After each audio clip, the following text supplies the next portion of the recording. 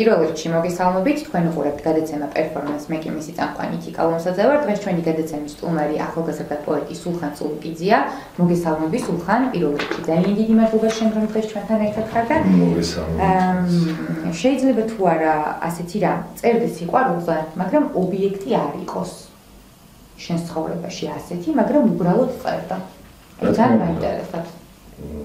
რა თქმა უნდა შეიძლება, იმიტომ რომ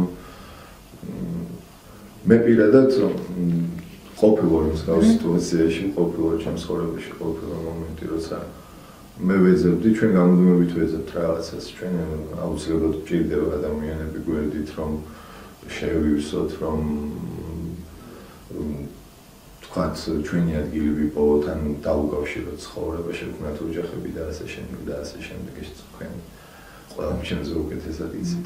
რა თქმა უნდა, როცა ეს ობიექტი არ არის, ყოველთვის გააქვს ადამიანის შინაგანი სურვილი იპოვოს და შეიძლება დაწერო კიდევაც მასზე, რაც პირობითად ქალზე, რომელიც გიყვარს. მე ძალიან დიდი ხანი მიყვარდა ქალი, რომელიც ჩემს გვერდით არ იყო ძალიან დიდი ხნის განმავლობაში, რაც ვიცნობდი, ეს შეიძლება ზედმეტად პოეტური საუბარია, მაგრამ გამონათქვამია, მაგრამ ყოველთვის არსებობს ადამიანის ცხოვრებაში რაღაც მიზანი.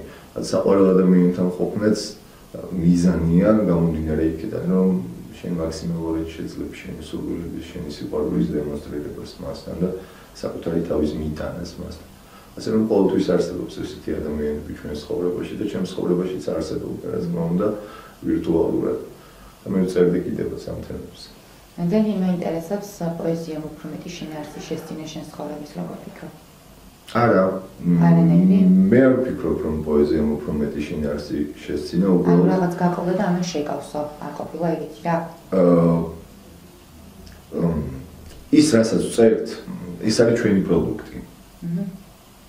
ის რასაც ჩვენ გვქნით, ეს ჩვენი ინტელექტუალური, პოეტური შესაძლებლობიდან გამომდინარე იქნება ეს ყველაფერი და ამან შეიძლება თქვენ შეგავსოთ როგორც მკითხველი. პოეტს, რა თქმა უნდა, როგორც მკითხველს ადამიანს, რომ მე პიროვნებას, რომელიც ძალიან ბევრ ამას ვკითხულობ, რა თქმა უნდა, მავსებს ეს რაღაცები, თუმცა ჩემთვის ჩემი შემოქმედება არის ის მოცემულობა, რასაც მე გთავაზობთ თქვენ და არა ის, რასაც თქვენგან ვიღებ. მე შემიძლია შემოვსოს თქვენმა ტაშმა, შემიძლია თქვენმა დამოკიდებულებამ შემოვსოს და გამახაროს. ანუ ის, რასაც ვწერთ, ამ ყველაფრის ავტორი მე ვარ, არანაირად არ შეიძლება შემავსოს იმან, რასაც ვქმნი, რა თქმა უნდა, მიყვარს ჩემი ლექსები, რა თქმა უნდა, დიდ პატივს ვცემ ჩემ შემოქმედებასაც შეძლებს და ვარად. თუმცა მე ვთავაზობ, მე ვცდილობ, რომ ამ ყველაფერმა თქვენ შეგავსოთ და მკითხველი შეავსოთ, ესე რომ. შენი შემოქმედებიდან ოდნავ გავიჭრეთ ახლა სხვა კუთხით და მოდი მაინტერესებს შენგან ახალგაზრდა პოეტებთან დაკავშირებით რას ფიქრობ? ბევრ რამეს, ძალიან ბევრ. და ჩამოვიყალიბო. მე ვფიქრობ, აი წერანაც ვისაუბრე, რამდენიმე დღის წინ მქონდა დიალოგი ჩემს მეგობრებთან, ცნობილი პოეტები არიან. მქონდა დიალოგი იმაზე, თუ რამდენად უნდა ვებრძოლდეთ ჩვენ უნიჭოებას, რამდენად ან PR-ში, ან უკას შოუებში და ვთქვათ ასე ჯაჯანიზის შოუებში გამოსულ პოეტებს, წინა კვირას მეც გავხდით ჯაჯანიზის შოუში, არ ქვია აღნიშნავ ამას. უბრალოდ ის საქმე მოქმედო საღამო იყო და რა თქმა უნდა მე როგორც ადამიანმა, რომელსაც გული შეtkივა ნინის ვიცი. ხო, მოკლედ რა თქმა უნდა, ანუ ჩვენ პარნასი დიდია, პარნასი ყოველას ადგილია, ანუ რაღაც კონკრეტული მოცემულობა არ არსებობს, მაგალითად ამ მაგიდაზე შეიძლება რამდენიმე წიგნი დაეტიოს და სხვა წიგნების ადგილი არ იყოს. რა თქმა უნდა, ყოველს აქვს იმის საშუალება და უფლება რომ წეროს, ყოველს თავისი მკითხველი ყავს.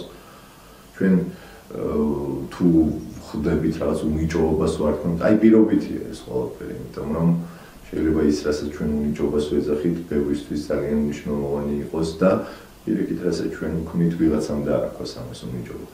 ასე რომ ახალგაზრდა პოეტებზე ვეტყვი იმას, რომ ძალიან ბევრმა წეროს, ბევრი იკითხონ, რა თქმა უნდა, დადებითი განწყობა მაქვს ყველას, ან მეგობრული, არანაირი დაპირისპირო, რა თქმა უნდა, პირიქით.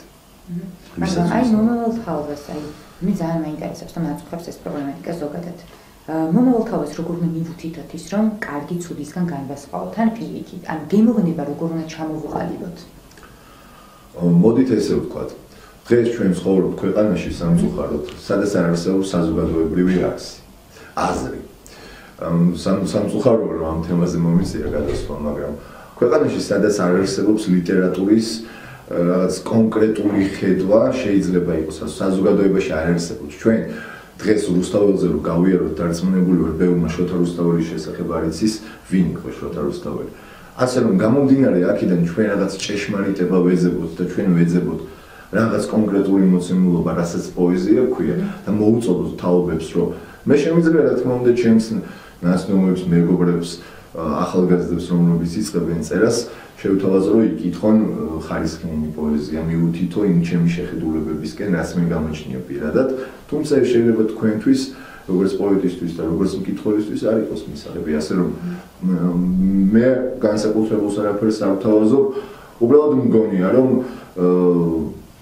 ჩვენ უნდა მივხვდეთ ბევრი კითხვით, ან მე თუ გავეცანი სხვის შემოქმედებას, მივხვდები, რომ აი მე ეს უფრო მომწონს და მე რასაც ვწერ, ის საკუთარ თავში ამის მიგნება უფრო დიდი პოეზია და დიდი უფრო სერიოზული გადაწყვეტილება, იმიტომ რომ როცა შენ საკუთარი თავის მიმართ ხარ თვითკრიტიკული, თუმცა მე გარი ძალიან კარგი, ანუ PR შეუძლია ბევრი რამე გააკეთოს, PR შეუძლია ძალიან ცნობილი გაგხადოს, თუმცა შენი პოეზია იყოს რეალურად სუსტი ლექსები გქონდეს, თუმცა ესეც პირობითია, კიდევ ერთხელ ვიმეორებ, მე არ მინდა ესე ძალიან ზოგადად ვისაუბრო რაღაც ესე გამომდის, თუმცა რასაც გუზნობ იმას ვსაუბრობ რა, როგორც მგონია ისე ვსაუბრობ, იმიტომ რომ ძალიან დიდი დისკუსიები მიდის იმაზე თუ ვინ უნდა წეროს, ვინ არ უნდა წეროს, მიდის კიშკობა, არსებობს ესეთი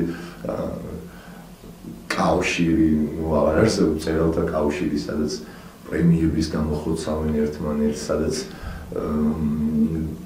პიროვნულად ეზიზღებათ ერთმანეთი, იმიტომ რომ გაშუაშია პიროვნება, როცა შემოქმედებაზე საუბარი.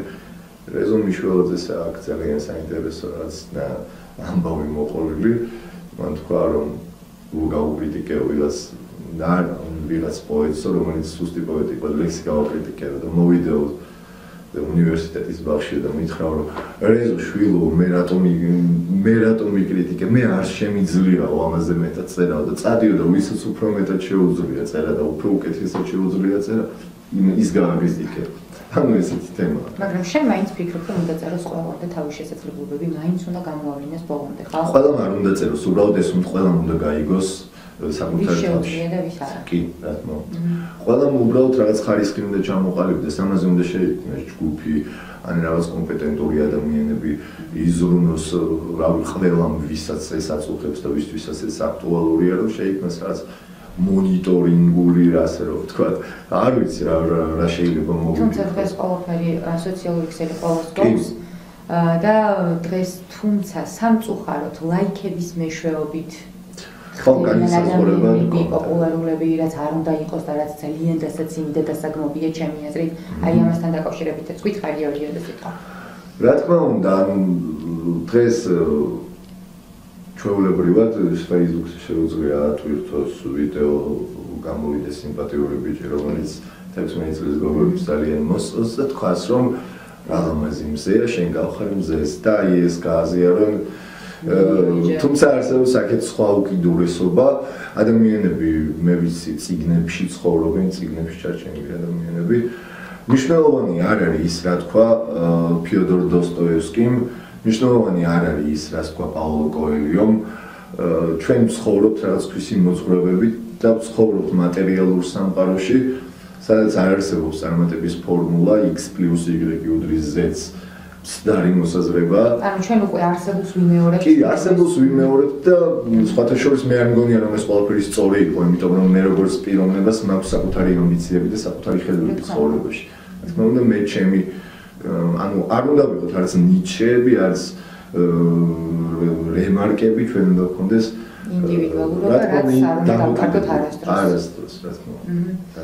მე მაინტერესებს ის საქველმოქმედო საღამოები ვახსენეთ ჩვენ და შენი აი აქ მონაწილეობის თვითმიზანი რა არის? მხოლოდ და მხოლოდ ის დავეხმაროთ იმ ადამიანს, ვისაც შველა სჭირდება, თუ შენი პოპულარიზაცია, ანუ ამ კუთხითაც იღებ მონაწილეობას მსგავს საღამოებში? კი, პასუხებთ, აქ მიდის ზოგადად ქველმოქმედების პროპაგანდა. ძალიან რთულია დღეს რატომღაც გვიჭირს ჩვენ ქართველებს და არა მარტო ქართველებს, სოფლიოში ეს პროგრამა იქ მიდის რაღაც გაეროს წითელი ჯვარი ეხმარება ადამიანებს. რა თქმა უნდა, მაგრამ ამ შემთხვევაშიც ინდივიდზე გადავალ, იმიტომ რომ ადამიანში სიკეთის სურვილი უნდა არსებობდეს და ის ლექსი იქნება სიმღერა თუ რაღაცა პოეზიის დანიშნულებაზე ვსაუბრობ მე ამ შემთხვევაში. ყველაფერს უნდა კონდეს დანიშნულება და რა თქმა უნდა პოეზიასაც თუ პოეტს გიჩნდება იმის სურვილი რომ წავყიდოთ ხათ იგივე ჯაჯანიძის შოუში რომელიღაც კონკრეტულ სალამოს ლექსი წაიკითხო ის რა თქმა უნდა შემოქმედების გაცნობას შენაცნობ ხალხში შემოქმედებას და გახარ ერთი ძალიან დიდი ძალიან ლამაზი და კეთილი იდეის გვერდი თქვენ მოქმედების გვერდით რა თქმა უნდა თანხმედრა ხდება და ბალანსირება ამ სურვილების და შესაძლებლობების. სულხან ერთ ძალიან საინტერესო პოეტს აქვს ნათქვამი და მინდა ეხლა გავიხსენო რომ ადამიანმა არჩეულ გზას ბოლომდე უნდა უერთგულოსო. შენი არჩეული გზა არის თუ არა პოეზია, რომელსაც ბოლომდე გაყვები? მე წერის გარეშე არ შემიძლია, მაგრამ ვფიქრობ პოეზია გზა არ არის. ვფიქრობ ადამიანის გზა უფრო სხვა რამეზე გადის, იმიტომ რომ მატერიალურ სამყაროში ვერ ვიცხოვრობთ არამატერიალური შესაძლებლობებით. ადამიანების გზა გადის კუჭზე. რა თქმა უნდა, მე არ ვსაუბრობ, აუცილებლად საჭიროა და რაღაც დღევანდელმა შექმნილ ვითარებამ ძალიან მძიმე ადამიანები, იმიტომ რომ ამისთვის დრო არავის აღარ რჩება თითქმის, თუმცა პოეზია როგორც ესეთი გზა არ არსებობს, იმიტომ რომ პოეზია გვეხმარება ჩვენ რაღაცები დავივიწყოთ, რაღაცებში გავძლიერდეთ, ვისი ამოვნოთ. საერთოდ